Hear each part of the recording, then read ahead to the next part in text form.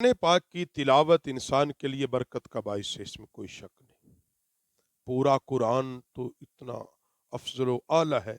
قرآن پاک کا ایک ایک لفظ جب بندہ تلاوت کرتا ہے، ہر لفظ انسان کو برکت دے رہا ہوتا ہے۔ آپ قرآن پاک کی صرف ایک آیت کی عظمت اور شان یہاں سن لیں۔ اس کو بخاری شریف کے اندر حدیث کو نقل کیا ہے کہ حضرت ابو ہریرہ رضی اللہ تعالی عنہ فرماتے ہیں کہ ایک مرتبہ آقا کریم صلی اللہ علیہ وسلم نے مجھے رمضان کی زکوٰۃ یعنی صدقہ فطر کی حفاظت کرنے کے لیے وکیل بنایا۔ یعنی صدقہ فطر کا مال جمع تھا، نبی علیہ الصلوۃ والسلام نے مجھے اس کی حفاظت کے لیے متعین کر دیا، اس کی حفاظت کر۔ تو حضرت ابو ہریرہ پاک فرماتے ہیں کہ میرے پاس ایک آنے والا آیا رات کے وقت، وہ جو غلہ رکھا ہوا تھا اس غلے میں سے ایک لپ بھرنے لگا، یعنی چوری کرنے لگا۔ ابو ہریرہ پاک فرماتے میں نے اس کو پکڑ لیا اور میں نے کہا واللہ، خدا کی قسم، میں تمہیں ضرور بھی ضرور صبح رسول اللہ کی بارگاہ میں حاضر کروں گا۔ فرماتے ہیں کہ وہ واسطے دینا شروع ہو گئے۔ اس نے کہا میں ضرورت مند ہوں، میں شوق سے چوری نہیں کر رہا، مجھ پہ بال بچوں کی ذمہ داری ہے، میں بڑا سخت ضرورت مند ہوں، مجھے چھوڑ دے۔ ابو ہریرہ پاک فرماتے مجھے ترس آ گیا، میں نے اس کو چھوڑ دیا۔ جب صبح ہوئی نا فجر کی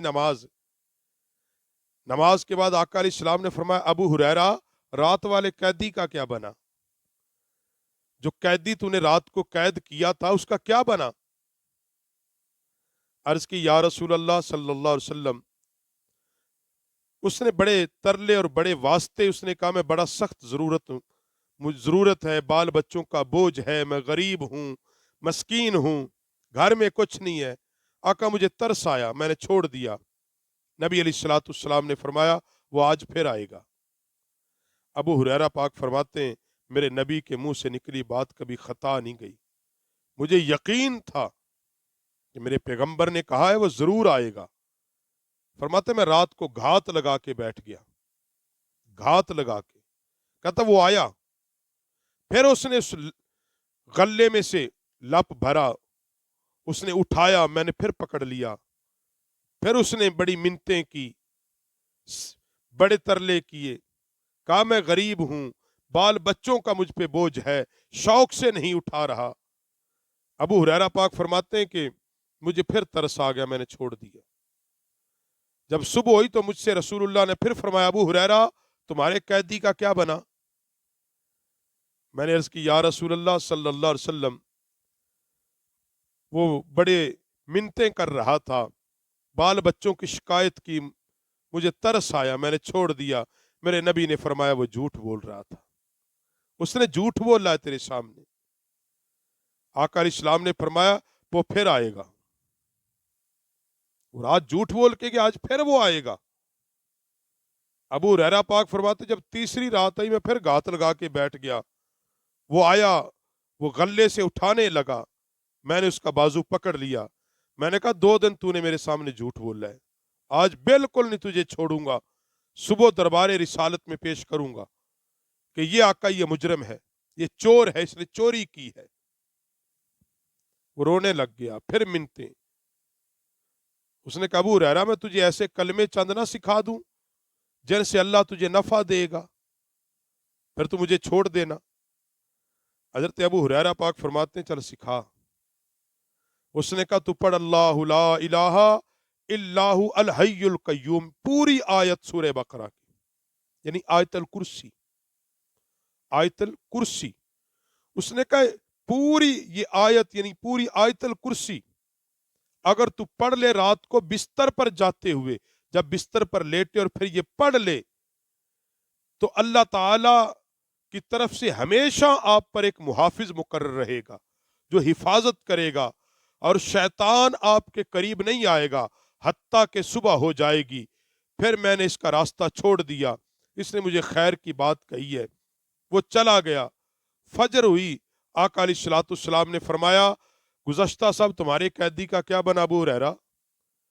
वो कैदी का क्या बना आज? मैंने अर्ज की, या रसूल अल्लाह सल्लल्लाहु अलैहि वसल्लम, मैंने पकड़ा। उसने मुझसे कहा तुम अपने बिस्तर पर जाओ तो अव्वल से आखिर तक आयतुल कुर्सी पढ़ो।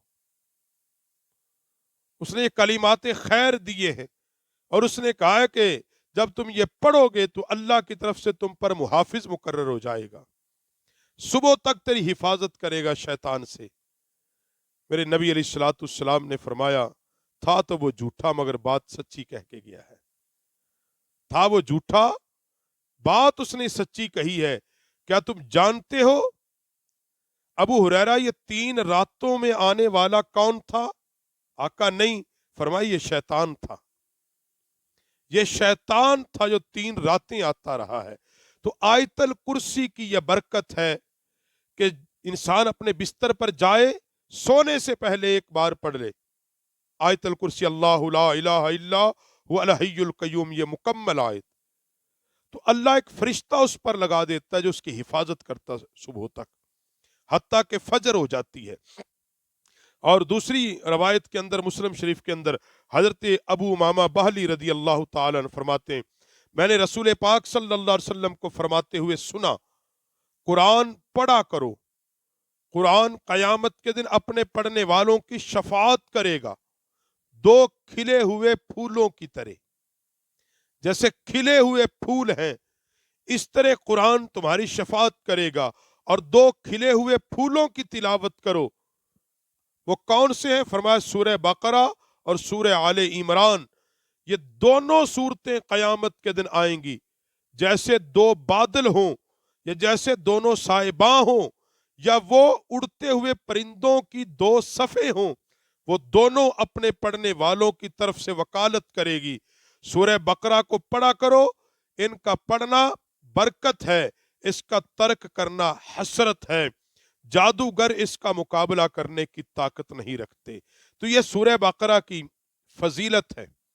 सूरह आले इमरान की, जो लोग कहते हैं जी घर में जादू हो गया, जादू हो गया, फरमाया कोई जादू सूरह बकरा का मुकाबला नहीं कर सकते, मगर यकीन के साथ पढ़ो, पूरी ताकत के साथ पढ़ो। इसलिए कुरान पाक सारे का सारा बरकत है, एक एक लफ्ज बरकत है।